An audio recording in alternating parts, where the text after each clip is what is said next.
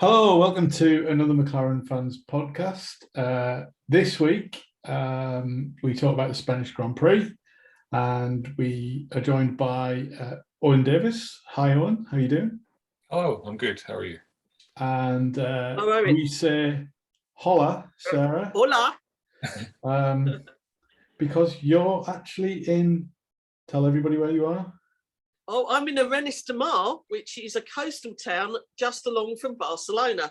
I will move to one side so that those of you watching this on YouTube can see the marina outside. There you go. So I'm still in very, very overly sunny Spain. Excellent, excellent. And you've not just been there on holiday. You have actually been to see the Grand Prix this weekend. That's right, isn't it? I have. I went to see the record-breaking temperature Grand Prix. Apparently there were some cars there as well, but everything I see on Twitter seems to be talking about how hot it was. It did. It looked hot from the pictures. So yeah, if a picture can look hot, it definitely did. So, why don't you give us a quick 5 minutes sort of synopsis of what it was like going to the Spanish Grand Prix as a fan? I know I've seen on Twitter that there's been a few issues this weekend. What were there? Did you have any problems in that? And let's kind of balance it out. What was actually good about this weekend's organisation? That's what I really want to try and do, not just mention the bad things, because this was my 8th Spanish Grand Prix. I've also been here for testing, and I've also been here for MotoGP in the past. So I've made quite a few visits to the Circuit de Catalunya. So great things you can do here. There's a pit walk on Thursday that lasts for 2 hours, which is a great opportunity to get into the pit lane and stand outside your team's garage, walk up and down, and see things up close. And we got here early on Thursday for the pit walk. We queued for 2 hours, and then we spent 2 hours stood outside the McLaren garage, because where else would you go? Queue looking at McLaren Twitter. If you look at the pictures of all the banners and stuff outside of the garage, you can see my happy smiling face in the middle. And it was really great. People from the team came and talked to us. People that we've seen at races before. No drivers though.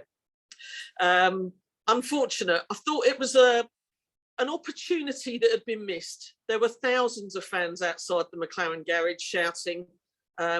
We were told by some of the staff that the drivers were busy. I did see later on social media that they've been playing table tennis in the paddock out the back. So I just thought that was a bit of a shame.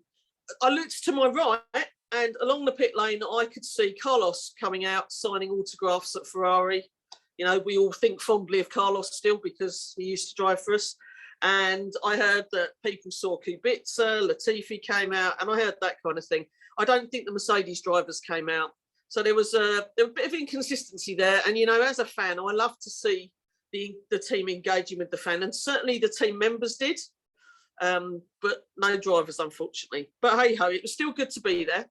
Good to see things and see the new podium that they had there, which is shaped like the Circuit de Catalunya. Walk up and down the pit lane. Bad things on that day. Circuit de Catalunya forgot to unlock the toilets. They locked the exit gates. You would walk a long way to find that you couldn't actually get out of the circuit. Bit of a health and safety fail there. And I felt very sorry for the guys in wheelchairs who were stuck in that situation where lifts weren't working and they couldn't get up and down the steps to get in and out as well.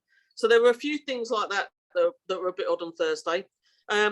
Friday at the Circuit de Catalunya is great because you can sit anywhere you want. So you can sit in the main grandstand, you can watch what's going on, you can see pit stops. Is pit stops on the agenda, Andy, later? Because I've got a bit to tell you about that, so I'll save it for when we talk about pit I've got pit stops on the agenda later, obviously. Okay, let me save a bit about pit stops. So Friday's a good opportunity to have a look at what's going on and walk about and sit where you like. And the trouble on Friday was there weren't enough drink stands open. It was hot. There was nowhere to get water where you could get it quickly. My husband went and stood in a queue for 30 minutes. The queue didn't move. He went to the front, and when he looked to see why it was taking so long, there was only one person serving on this thing. So it seemed like they hadn't got the staff for the numbers of people that were coming to the circuit. And they also weren't thinking about, again, a bit of a health and safety thing here, drinking water, things like that. So that was a shame. Saturday quali was good. I watched that from a bank, a muddy hill bank, because I really couldn't face walking any further because it was so hot. And the race itself, we watched for the general admission area, which you can see, which I think is sort of turn 6, turn 7, turn 8 over the other side of the track. I'm sure you saw pictures of that on the telly, Andy. Yeah. Thousands of people. Normally you can find a bit of grass to sit on there. Yeah. There was not a blade of grass that was uncovered. There was no space. And I spoke to, Kevin and Laura Ayres were there. The Dutch McLaren fans were there too. Everybody was trying to hide under a tree until the very last minute. It was a real balance between, will I get a spot to see the race, or do I need to be in the shade because it's 35 degrees here? Saw the podium at the end. That was exciting. So yeah, I mean, overall it was a good trip, but the 3 hours to get in and out of the car park, things like that, they're not just stories on Twitter. That really did happen. Yeah. It sounds like a lot of people have had to, barring the race bit, the actual organisation of the weekend and the transport and that, a bit of a nightmare.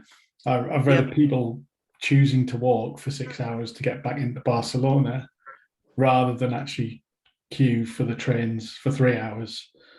I've been to the race a few times as well, and I've never seen it like that before. 40 minutes, maybe an hour or something, but that seems ridiculous. So, Owen, obviously you weren't in Spain. How was your race? But you watched it on telly. You watched it on telly. Not quite the same, but yeah, no. How was the race in general, you mean? Well, just sort of did you see any of these any sort of people on Twitter or anything like that on social media, and did you notice anything? I could see people certainly complain about the weather and the sun and so on. I think, I'm never quite sure about the Spanish Grand Prix because you never seem to get a very good race there for whatever reason. I don't know if it's because of the track layout or because the teams kind of know it like the back of their hand because they're always testing there or whatever. But I think we got like half a good race this year. It kind of, the first half was quite entertaining. There was a lot of racing, especially with George Russell, people like that. But it did settle down into a kind of groove in the second half of the race, and that was a bit disappointing. I was hoping for closer racing, like we were promised. Didn't quite get that, and certainly not in the second half, at least anyway. So, but not a bad race. Yeah, I've not watched it back on television yet, obviously, but to us it looked like the George and Max battle was very close. As they were passing by, that kind of thing looked close to us, but like I say, it's always very different when you're there to what you see on television. Yeah, it was. I mean, there was certainly a few sort of battles, but there was a couple of things in the race. Obviously, the engineered pass for Verstappen and Perez and stuff like that. But yeah, I think generally it was a decent enough race for Spain, if that makes sense. Yes. Yeah. So let's just start on the whole sort of race weekend in general. So there's been talk for a few races and everything across all teams that Barcelona was going to be the weekend of big upgrades. Now, obviously, we've seen the Racing Point Aston Martin copy that's been out again, but McLaren, our team, brought quite a few upgrades to the track as well. Give us a quick synopsis of what you thought. I mean, I think personally that they've done the job so far. This season for me is a development race. It's pretty much more seasons are in some respect, but this more than any. I think there's definitely a lot of teams are still trying to understand the cars and the new regulations. So to get some upgrades on that car, look a little bit more solid, was quite, kind of a step in the right direction for me. What do you guys think? What about you, on? Yeah, I mean, it was great to see quite a large list of updates for our car. Certainly, I think it was like something like 10 items that were changed, and obviously that's thanks to the huge effort of the people in the factory delivering all of that stuff as well. So got respect to them. I think the interesting thing is that us fans, we talk a lot about upgrades, and we had a lot of upgrades, but the competitive order is relatively unchanged. Probably because everyone is doing upgrades.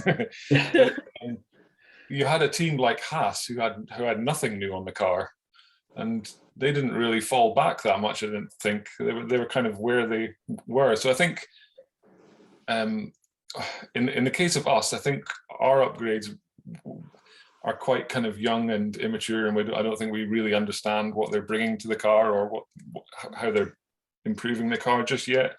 So I think over the next few races, I think that's when we'll hopefully start to see perhaps more of a benefit in terms of lap time and performance and so on. Yeah, I think because we had the sort of brake issues and stuff, then we Bahrain and everything, we were a little bit on the back foot with some of these things, I think. So yeah, I'm hoping. Oh, but did you see the brake drums were actually replaced with the permanent solution this weekend?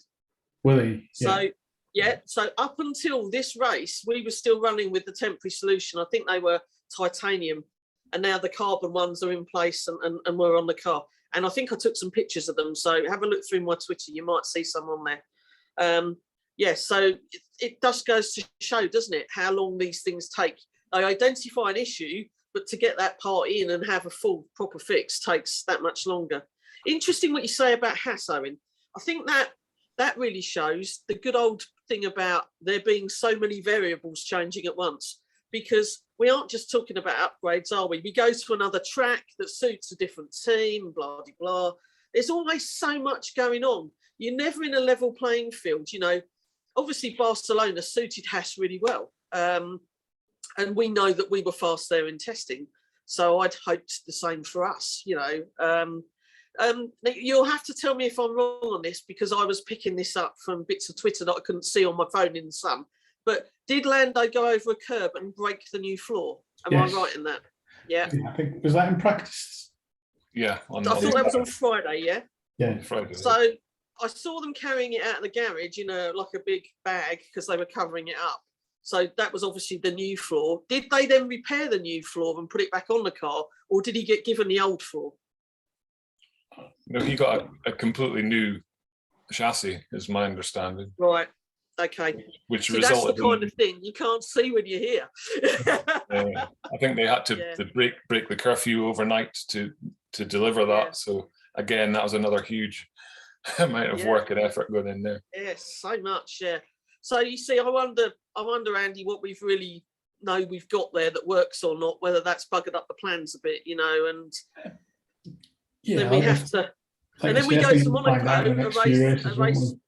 Yeah, but Monaco's not representative, is it? So it might take a bit longer, that kind of thing. Yeah, I think just on the Haas sort of thing that you said there, they look great in qualifying. They look fast in qualifying, but once again in the race, they drop off pretty quickly.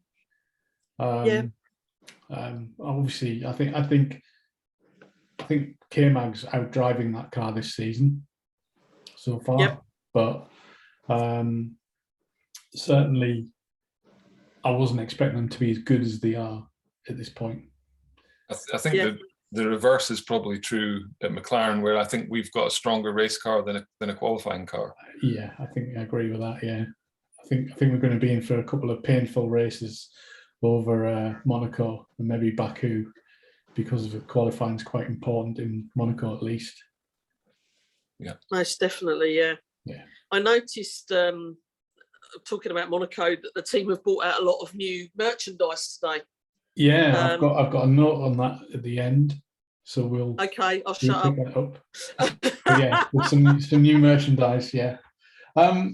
So let's get on to qualifying, and obviously we had Lando missed out on Q3, which is unfortunate. I mean, another day would have gotten through. It's as simple as I that. think you live by the sword, you die by the sword. Yeah. So from my point of view, I've been saying they should enforce track limits. And therefore I can't moan when my driver gets a lap deleted, can I? Yeah. So, and rules is rules. It can't be just, well, he's 2 millimeters over, he's 3 millimeters over, then ban him like that. I found the fact that they said that McLaren were appealing about it. I think we should have just sucked it up and took it, really, rather than try and appeal. But then the weird thing for me was Dan's Q3, where he didn't go out on a second lap and everyone else did. And it was communicated that he'd said, that's the best we can do. And I was that's a little bit interesting. Now, at that point, I thought, right, there's some strategy going on here for the race. We're saving a set of tyres or something like that. And, given what happened in the race, I'm beginning to kind of doubt that. But I just thought it was really strange not to send him out for another lap. Yeah, that's the kind of thing that I couldn't very easily see being out here, what was going on like that. I could see the times coming up and the orders, but I didn't know the backstory to it. I mean, I'd always hoped that we'd always keep sending out, we'd always keep trying to put in a faster lap.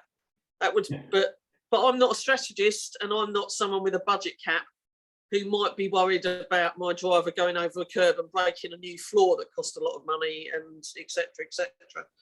Yeah, that's a good point, actually.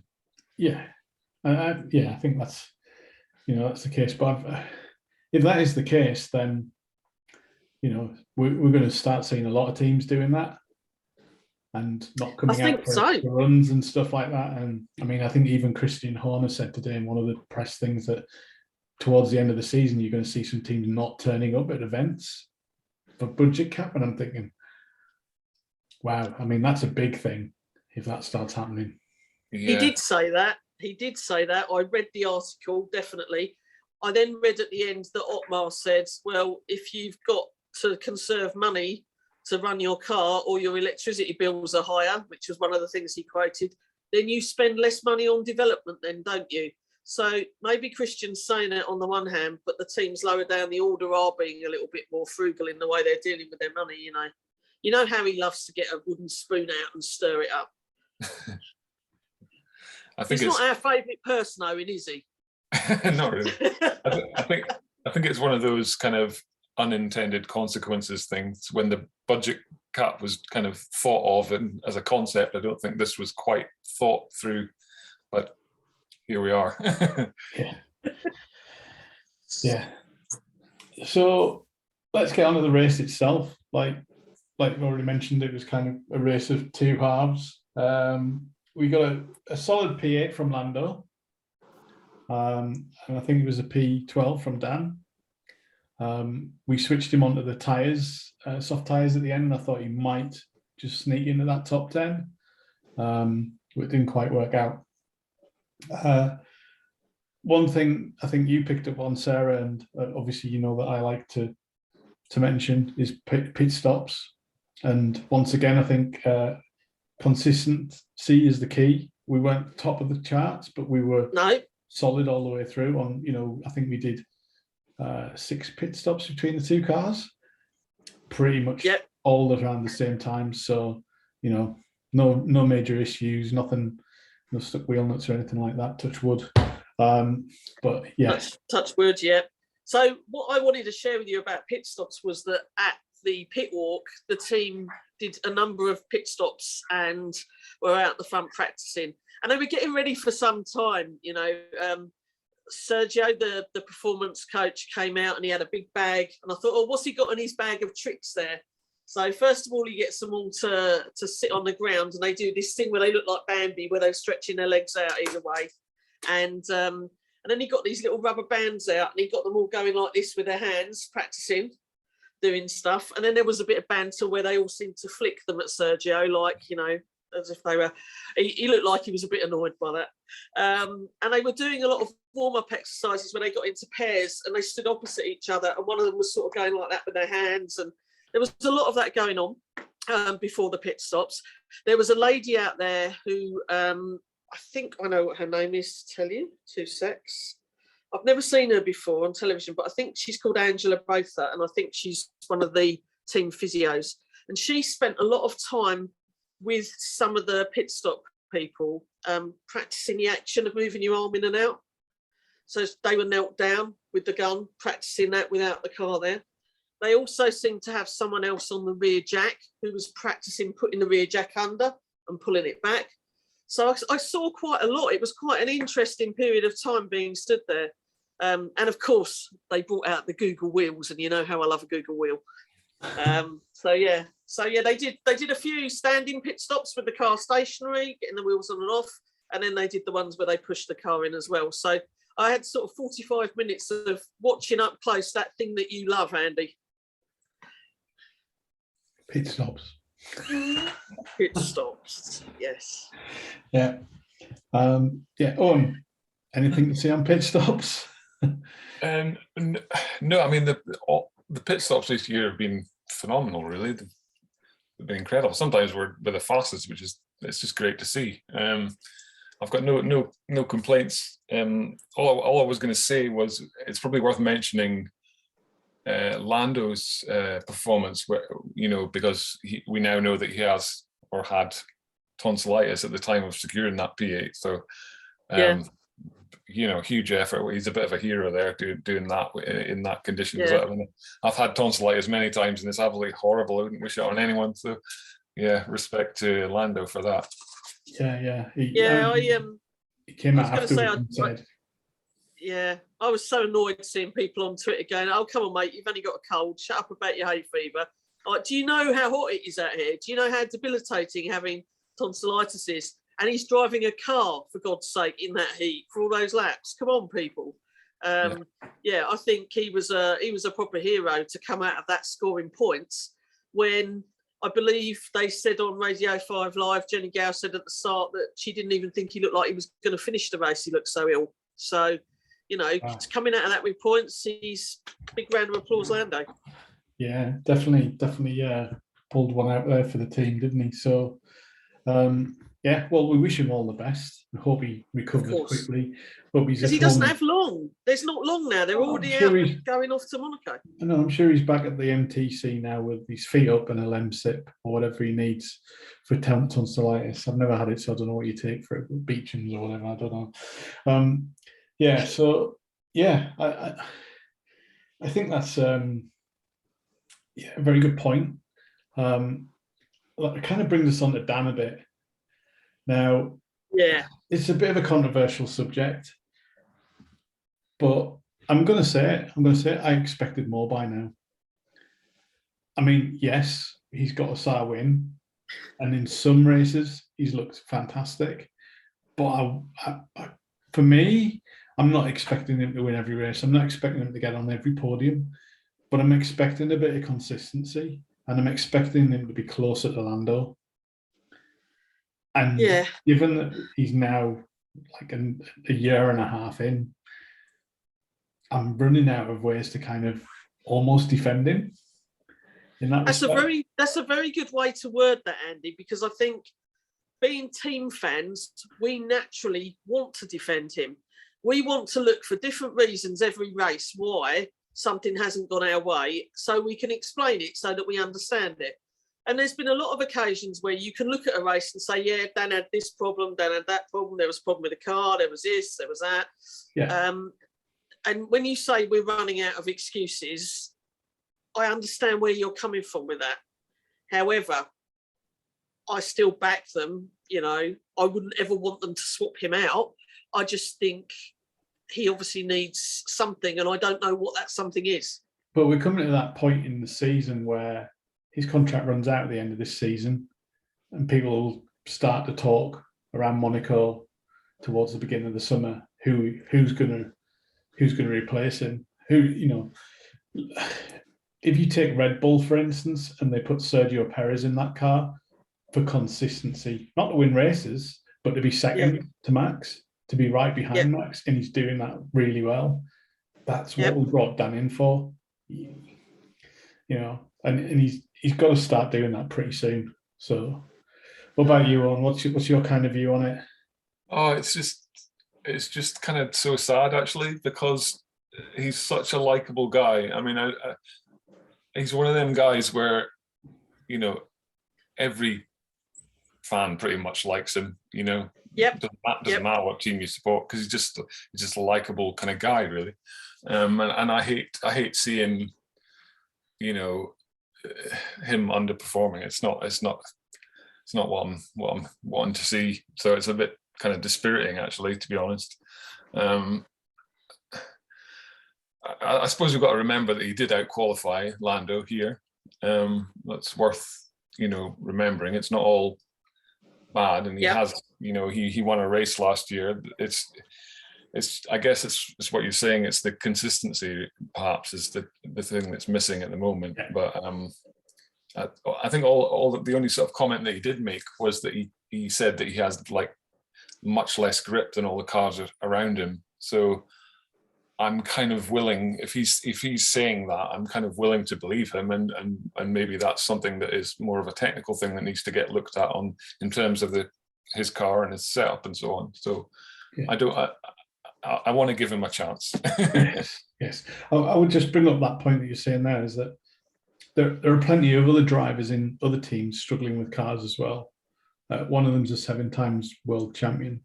Yeah. So, you know, it's not just, I think if we continued on with what we had last year, maybe we'd see Dan flying a little bit at the minute, because he had a bit of consistency with the car. It suited him a bit better. But this whole car change, and maybe we've got to kind of give him the benefit of the doubt for this year again, and see where we are at the end of the season with the car developed and stuff like that. How do you think it affects him that he sees Lando doing better than him in races and finishing higher up? I think he's probably does really that give him but does that not give him a target, like that's where I want to be, or does it just pick you off? Yeah.